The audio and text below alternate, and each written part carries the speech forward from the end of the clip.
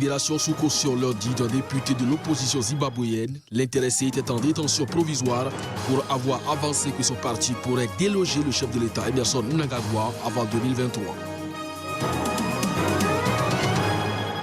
Carnet noir dans le monde politique sénégalais, le dirigeant socialiste sénégalais Ousmane Dieng est décédé lundi en France à l'âge de 112 ans des suites de maladies.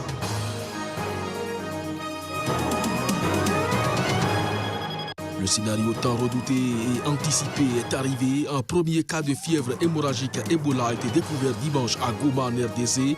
Les autorités multiplient les préventions et les appels au calme. On ouvre cette édition par un carnet noir intervenu dans le monde politique au Sénégal. Le dirigeant socialiste sénégalais Ousmane Tanor Dieng est décédé lundi en France à 72 ans des suites de maladies. On retrouve donc ce reportage, le portrait de l'homme. Allié du président Macky Sall et ancien collaborateur de ses prédécesseurs Léopold Sédar Senghor et Abdou Diouf, Ousmane Tanor Dieng, né en janvier 1947, est décédé lundi à Bordeaux où il était soigné. Responsable de la coalition présidentielle, il dirigeait le Haut Conseil des collectivités locales, une institution issue de la révision constitutionnelle de 2016, à la tête de laquelle l'avait nommé le chef de l'État. Macky Sall a salué dans un communiqué un homme d'État d'une dimension exceptionnelle, ainsi qu'un allié éminent et loyal, un grand militant du Sénégal. Ousmane Tanor Dieng était le secrétaire général du Parti socialiste, formation appartenant à la coalition au pouvoir et qui a mené le Sénégal à l'indépendance en 1960 et l'a dirigé jusqu'en 2000. Diplomate de formation, ancien député et ancien responsable de l'Internationale socialiste, il était loué par plusieurs responsables sénégalais pour ses qualités de républicain. Ses détracteurs lui ont imputé le déclin depuis 2000 du Parti socialiste, dont il a été à 2 reprises le candidat malheureux au présidentiel de 2007 et 2012 et qui ne joue plus les premiers rôles au Sénégal. Dieng s'en est toujours défendu. Les partisans de l'ex-président Joseph Kabila, largement majoritaires au Parlement, ont proposé deux figures dures du régime à la tête donc, de la Sénat. Allié du président Macky Sall et ancien collaborateur de ses prédécesseurs Léopold Sédar Senghor et Abdou Diouf, Ousmane Tanor Dieng, né en janvier 1947, est décédé lundi à Bordeaux où il était responsable sénégalais pour ses qualités 2007 et 2012 et qui ne joue plus les premiers rôles au Sénégal. Dieng s'en est toujours défendu.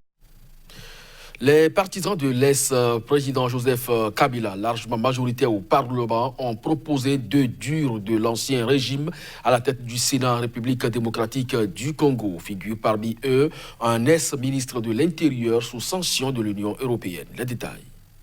Voici le ticket du Front commun pour le Congo FCC au bureau du Sénat. Président Tamoué Mwamba. Premier vice-président Évariste Bochab, PPRD, a écrit ce lundi dans un message à Néhémie Mouilania, coordonnateur du FCC, la coalition pro-Kabila. L'ex-ministre de l'Intérieur Bochab fait partie des 14 personnalités congolaises sanctionnées depuis 2017 par l'Union européenne pour des graves violations des droits de l'homme. Le ticket FCC de 7 noms pour le bureau du Sénat ne comporte aucun membre de la coalition CAP pour le changement du président Félix Tshisekedi qui négocie un accord avec son prédécesseur pour la formation d'un gouvernement.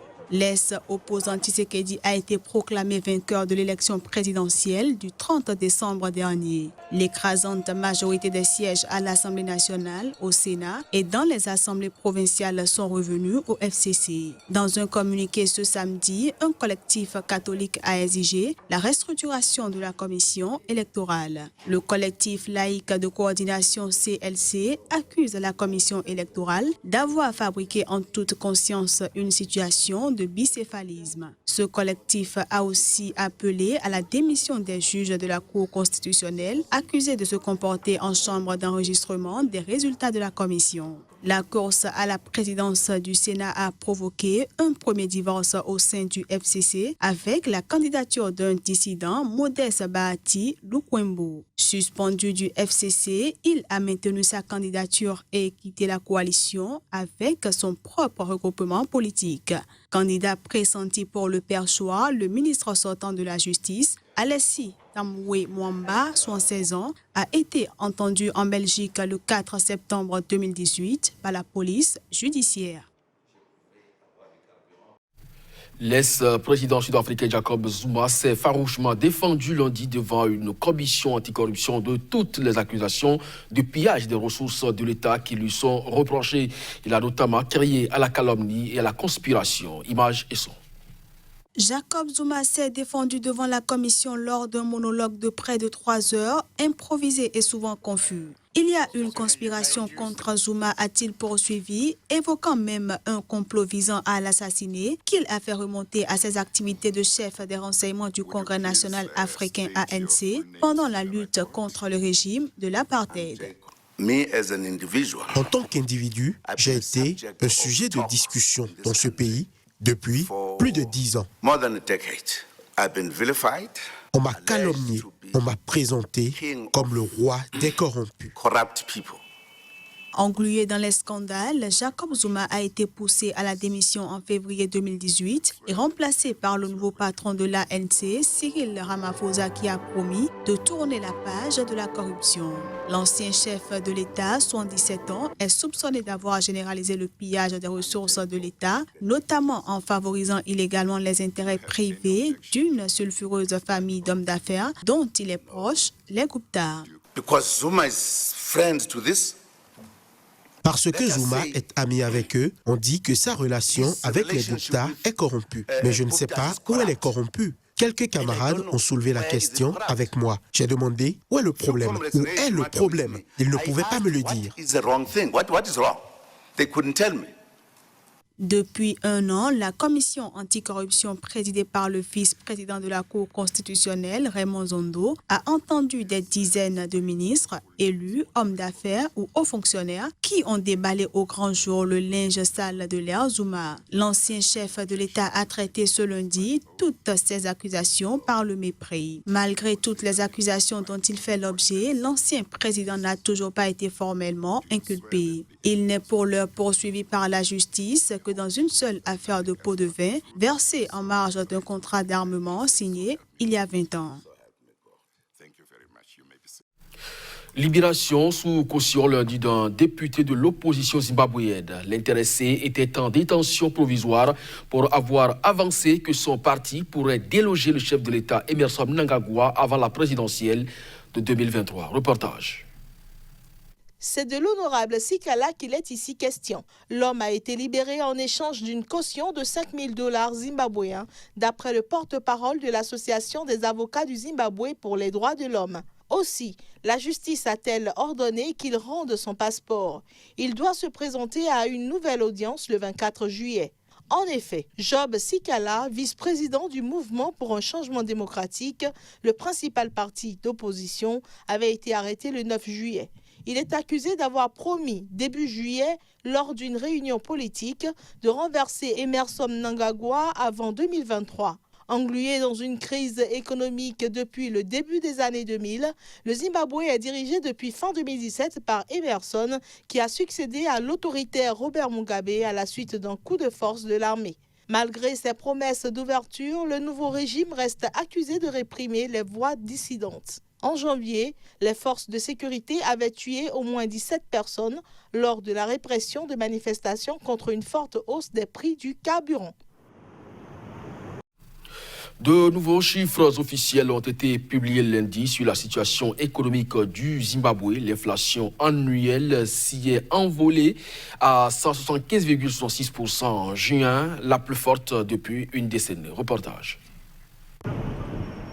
Toutes les raisons sont réunies pour craindre le retour de l'hyperinflation au Zimbabwe, plongé dans une grave crise économique. À en croire l'Agence nationale des statistiques, l'inflation annuelle pour le mois de juin 2019, calculée sur l'index des prix à la consommation, est de 175,66% contre 97,85% en mai. Samedi, le gouvernement a encore relevé le prix des carburants de 16%, la troisième hausse depuis le quasi-triplement des prix à la pompe en janvier. Déjà, en début d'année, cette mesure avait provoqué un mouvement de contestation violemment réprimé par les forces de sécurité. Au moins 17 personnes avaient été tuées et des dizaines de blessés quand l'armée avait tiré sur les manifestants. Le Zimbabwe, ancien grenier à céréales de l'Afrique australe, est empêtré depuis près de 2 décennies dans une crise économique et financière qui a provoqué le départ de milliers d'habitants. Le président Emmerson Mnangagwa, qui a succédé fin 2017 à Robert Mugabe, s'est engagé à relancer l'économie, jusqu'à présent en vain. Le pays est confronté à des pénuries régulières de denrées de première nécessité comme la farine, le pain, l'huile, mais aussi les carburants. Les Zimbabwéens sont aussi confrontés à de très longues coupures d'électricité pouvant aller jusqu'à 19 heures par jour. Le scénario tant redouté et anticipé est enfin arrivé. Un premier cas de fièvre hémorragique Ebola a été découvert dimanche à Goma, en République démocratique du Congo. Les autorités multiplient les préventions et les appels au calme. La sensibilisation s'est accrue depuis la découverte d'un premier cas de fièvre hémorragique Ebola dimanche à Goma, chef-lieu de la province du Nord Kivu, en RDC, avec environ 1 million d'habitants. Le patient, un homme présenté comme un pasteur d'une église chrétienne, a été évacué dès lundi matin vers Butembo, d'où il était arrivé la veille. Les habitants de Goma sont appelés à garder leur calme face à l'épidémie qui frappe à leur porte et était jusqu'à présent cantonnée dans le nord de la province, dans les zones de Béni-Butembo. L'épidémie a fait plus de 1650 morts depuis qu'elle a été déclarée le 1er août dernier près de Béni. L'itinéraire du patient a de quoi nourrir les inquiétudes plus ou moins rationnelles qui entourent chaque maladie contagieuse et mortelle. Durant son séjour à Butembo, le pasteur a prêché dans 7 églises où il touchait de ses mains régulièrement les fidèles, y compris les malades, précise le ministère de la Santé. Le pasteur, qui serait membre d'une église évangélique dite du Réveil, a ensuite pris le vendredi 12 la route pour Goma à bord d'un bus avec 18 autres passagers et le chauffeur. À chaque point de contrôle, il a écrit des noms et prénoms différents sur les listes de voyageurs, indiquant probablement sa volonté de cacher son identité et son état de santé. Autre mauvaise nouvelle, sur le front d'Ebola, 2 notables locaux enrôlés dans les actions de prévention ont été assassinés à la sortie de Béni dans la nuit de samedi à dimanche. Ces résistances portent sur la prévention et la vaccination, l'hospitalisation et des modes d'enterrement qui évitent les contacts avec les fluides contagieux de défunts. Un projet de fédération des différentes associations de la diaspora togolaise éparpillée dans le monde vient d'être lancé.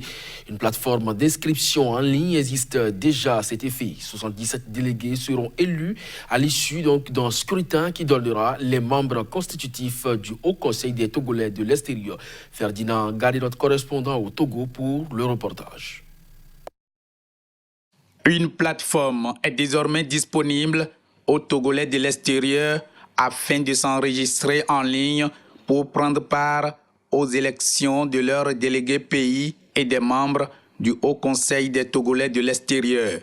Le projet vient d'être lancé. La création du Haut Conseil des Togolais de l'extérieur va matérialiser une vision importante du gouvernement qui est celle de fédérer toutes les associations de la diaspora togolaise dans le monde dans une forme d'institution afin d'accroître leur capacité d'action en direction et au service de notre pays. Le projet vise à élire 77 délégués pays répartis dans 4 zones: Afrique, Europe, Amérique et Asie, Océanie. Plusieurs missions sont assignées au Haut Conseil des Togolais de l'extérieur. Rassembler tous les Togolais et Togolais de l'extérieur sans distinction aucune. Assurer la pleine participation des Togolais et Togolaises de l'extérieur au développement économique, social et culturel du Togo. Faciliter leur intégration dans la vie nationale.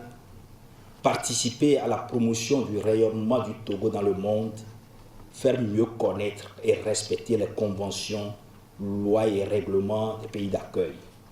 Selon les autorités, le Haut Conseil des Togolais de l'extérieur est apolitique, non discriminatif et non lucratif.